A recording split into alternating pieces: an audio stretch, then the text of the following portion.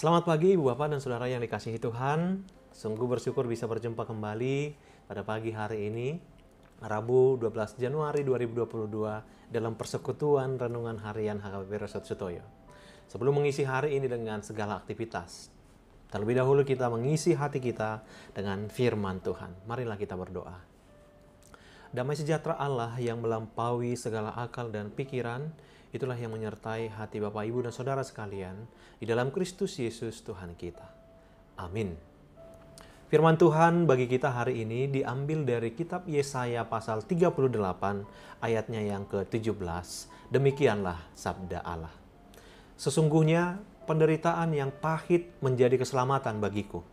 Engkaulah yang mencegah jiwaku dari lubang kebinasaan, sebab engkau telah melemparkan segala dosaku jauh dari hadapanmu. Demikian firman Tuhan. Tuhan selalu menolong. Ibu bapak dan saudara yang dikasihi Tuhan Yesus Kristus. Kita telah memasuki awal tahun 2022. Tentu kita tidak mengetahui apa yang akan kita hadapi dalam tahun ini. Jika kita mengingat tahun yang lalu, sangat banyak sekali tantangan yang kita hadapi. Terlebih dampak yang diakibatkan karena pandemi COVID-19. Tahun ini juga segala pergumulan pasti akan menanti kita. Karena memang itulah kehidupan, selalu berdampingan dengan pergumulan. Tetapi jangan lupa, bahkan jangan khawatir, ada Tuhan yang menguatkan. Saudara di dalam Kristus, pernyataan Yesaya ini agak sulit diterima akal manusia. Mana mungkin penderitaan menjadi keselamatan? Penderitaan itu membawa orang pada kesengsaraan. Itulah yang berlaku umum secara duniawi.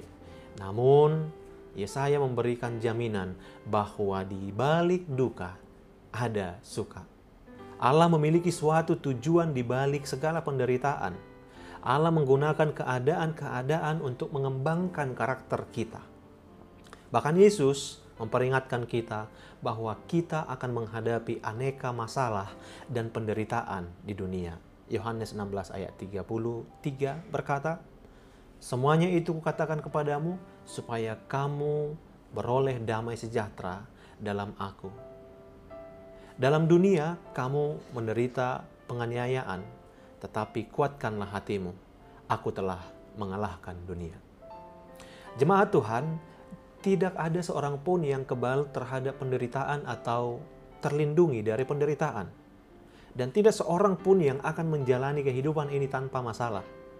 Setiap kali kita berhasil memecahkan satu masalah, masalah lain sudah menanti untuk muncul. Tidak semua masalah itu besar, tetapi semuanya berperan penting dalam proses pertumbuhan yang disiapkan Allah bagi kita. Mari kita mempelajari berbagai hal tentang Allah di dalam penderitaan, karena hal itu tidak bisa kita pelajari dengan cara lain.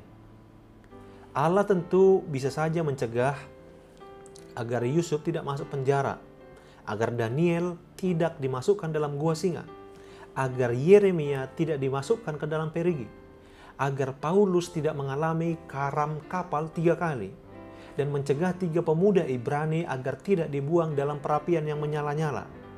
Tetapi Allah tidak melakukannya. Allah mengizinkan penderitaan tersebut terjadi. Dan sebagai hasilnya, setiap orang ditarik lebih dekat kepada Allah. Penderitaan mendorong kita untuk memandang kepada Allah dan bergantung kepadanya, dan bukan pada diri kita sendiri. Paulus memberikan kesaksian tentang hal ini. Kami merasa seolah-olah kami telah dijatuhi hukuman mati. Tetapi hal itu terjadi supaya kami jangan menaruh kepercayaan pada diri kami, tetapi hanya kepada Allah yang membangkitkan orang mati. 2 Korintus 1 ayat 9. Saudara di dalam Kristus, kita tidak akan pernah menyadari bahwa Allah adalah satu-satunya yang kita butuhkan sebelum kita merasakan Allah sebagai satu-satunya yang kita miliki. Apapun penyebabnya, tidak ada satupun masalah yang bisa terjadi tanpa izin Allah. Segala sesuatu yang terjadi atas seorang anak Allah sudah disaring oleh Bapa. Dan Dia bermaksud menggunakannya untuk kebaikan meskipun iblis dan yang lain memaksudkannya untuk keburukan. Untuk itu, marilah kita tetap percaya bahwa Tuhan selalu merangkul kita dengan kasih-Nya dalam setiap keadaan. Amin. Marilah kita berdoa. Ya Tuhan, terima kasih untuk setiap firman-Mu yang selalu menguatkan kami. Ajar kami untuk selalu membangun pengharapan kami kepadamu, sehingga kami beroleh damai sejahtera dalam menjalani hari ini. Amin. Selamat pagi dan selamat beraktivitas Ibu, Bapak, dan Saudara sekalian. Kami akan selalu mengingatkan, marilah kita tetap selalu setia untuk melakukan protokol kesehatan. Tuhan Yesus memberkati.